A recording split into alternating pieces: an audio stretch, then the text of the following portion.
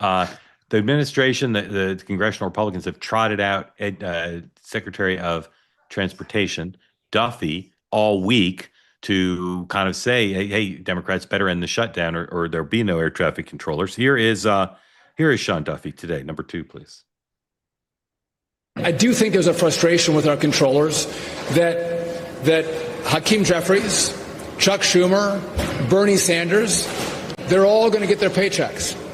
Well, these men and women who control our skies aren't going to be paid because of the shutdown. I think there's also a frustration that the shutdown is about paying for health care benefits for illegal immigrants.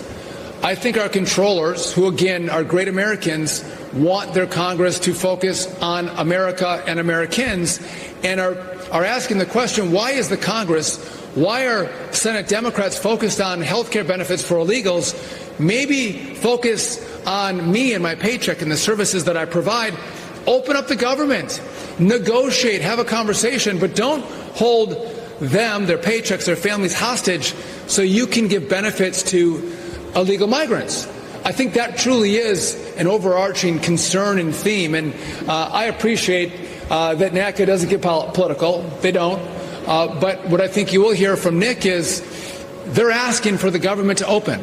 They're asking for everyone to come together, make sure they all get paid, and then take the time to have conversations, to negotiate. But the answer is never shut down the government.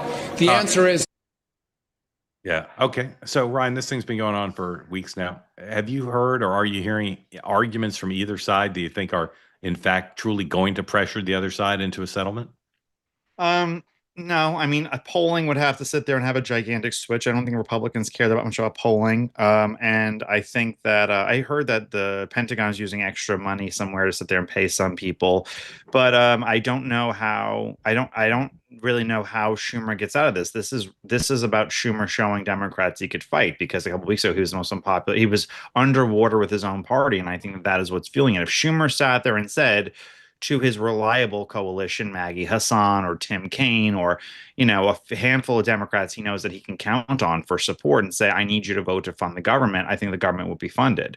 Schumer, at the end of the day, is the one holding this back. And I don't want to say it's going to take something serious happening, but maybe it will. I mean, polling has been...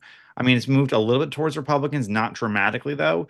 And I don't see anything internally in the White House force them, because I don't know if Trump's going to sit there and cave on these benefits. I know they're in some negotiations, but, I don't know if what Trump's willing to offer is anything they're willing to accept, because they just want to have a victory to say Schumer's going to sit there and say to Democrats, look, I beat Trump. Right.